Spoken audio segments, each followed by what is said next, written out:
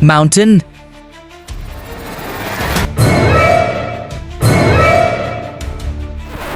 Investigation shows pilot suicide. The ATR-42 turboprop aircraft sits on the tarmac at the departure airport. Inside, cabin crew make final checks, securing overhead bins, verifying passenger seatbelts in the cockpit. Weather's clear all the way to destination. Good to go. Good. Let me know if you need a break. Long morning. Captain Vera nods, keying the radio. The plane begins to slowly taxi forward, guided by ground control instructions over the comms through the cabin windows. Passengers watch the airport infrastructure slide by, some chatting quietly, others looking at their phones. Alright, 4811, you are cleared for taxi to runway 27L. Kopian, Grunt. Taxiing 2-7L. The ATR-42 lines up perfectly on the runway. The morning sun glints off its silver fuselage. Inside the cockpit, instruments are illuminated. Navigation displays showing the flight path ahead. Alright, 4811, 112 knots. From the north, you are cleared for takeoff. Runway 27L. Cleared for takeoff. Air aid for 811. Let me know if you need a break. Long morning. Altitude and heading confirmed. We're right on schedule.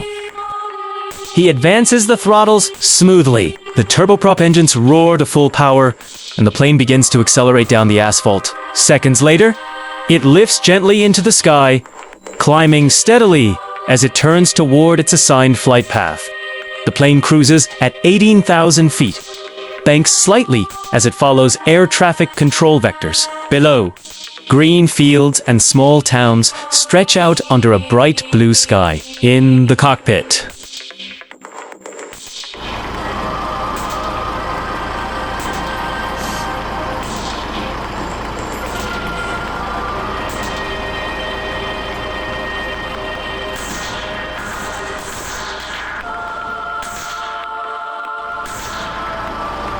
Altitude and heading confirmed. We're right on schedule. All parameters within normal range. Weather radar shows clear skies all the way. Keep monitoring. I'll make the next radio check. Good. Let me know if you need a break. Long morning. Cortez smiles, checking fuel levels. In the cabin, a passenger points out a lake below to their companion. Others are settling in, some closing their eyes to rest. Captain Vera adjusts the autopilot settings, his movements deliberate. The plane maintains a steady course. Cortez pulls out a small notebook, jotting down system readings. Vera doesn't respond immediately, staring at the navigation display. After a moment, he nods slowly. Vera doesn't respond immediately, staring at the navigation display. After a moment, he nods slowly.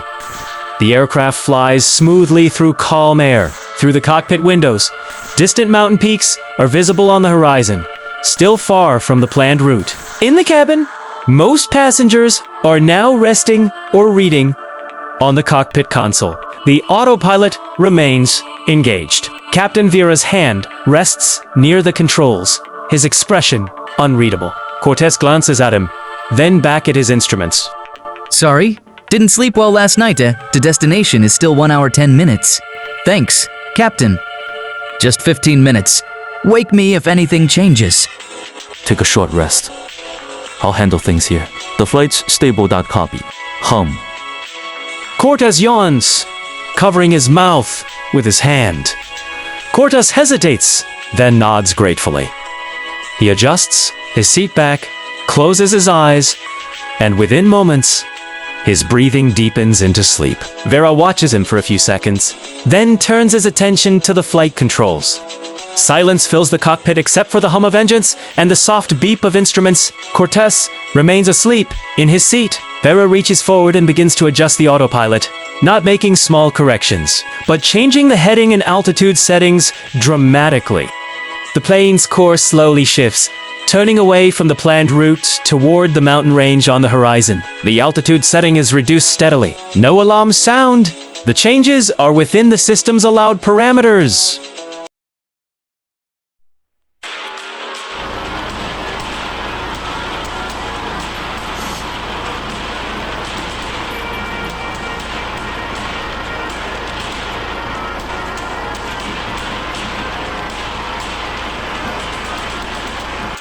From outside, the aircraft appears to be flying normally, but its path is now angled directly toward the mountains.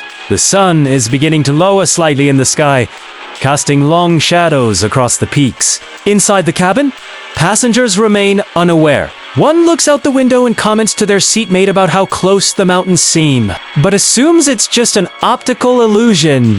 The plane is now on a direct collision course with the tallest peak in the range. The mountain fills more and more of the cockpit windows. Cortez is still asleep, his head tilted to the side. Vera sits upright, hands on the controls, watching the mountain approach. He does not wake his co-pilot, does not send a distress call, does not attempt to alter course. The aircraft's altitude continues to decrease as it closes in on the rugged terrain.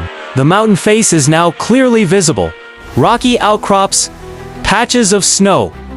The plane is just minutes away. In the cabin, panic begins to spread. A flight attendant moves quickly through the aisle, trying to calm passengers while securing loose items. Through the cabin windows, passengers begin to notice some sit up straight, looking around with concern. A few start to speak to each other, their voices rising with worry.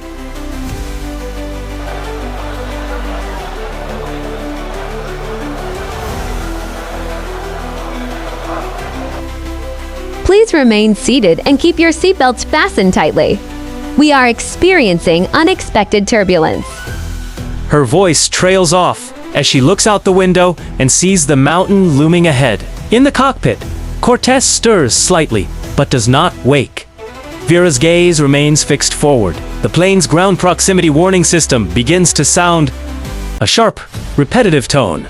The warning tone blares through the cockpit and cabin. Cortez jolts awake, his eyes flying open as he sees the mountain directly ahead.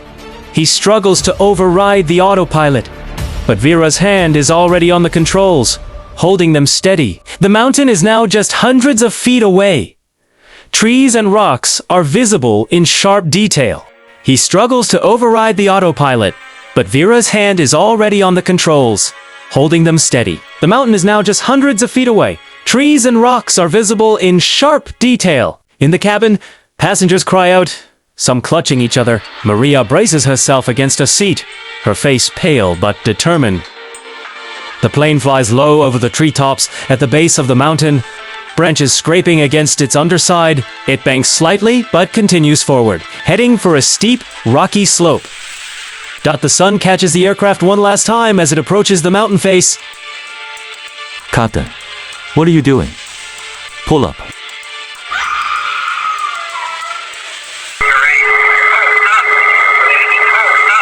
Cortez continues to fight for control, shouting desperately.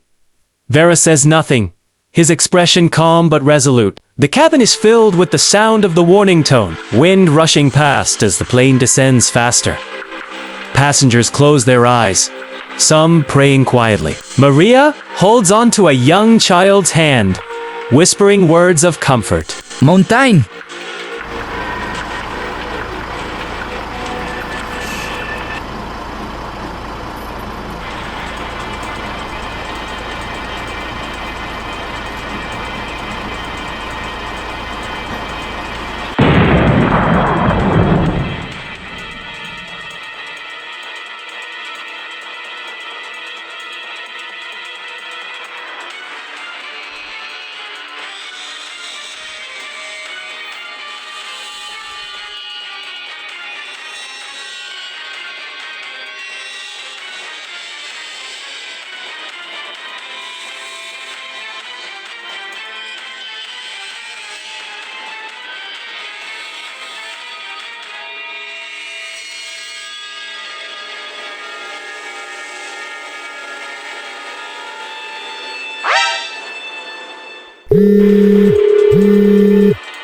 The plane disappeared, The ATR-42 slams into the rocky mountainside at high speed. There is a bright flash, followed by a massive fireball that erupts across the slope.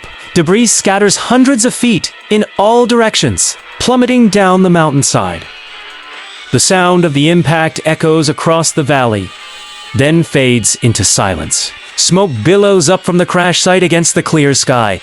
Emergency response vehicles and helicopters are visible in the distance, making their way to the remote location. The sun is setting, casting orange and red light over the wreckage, twisted metal, scattered debris, still smoldering remains.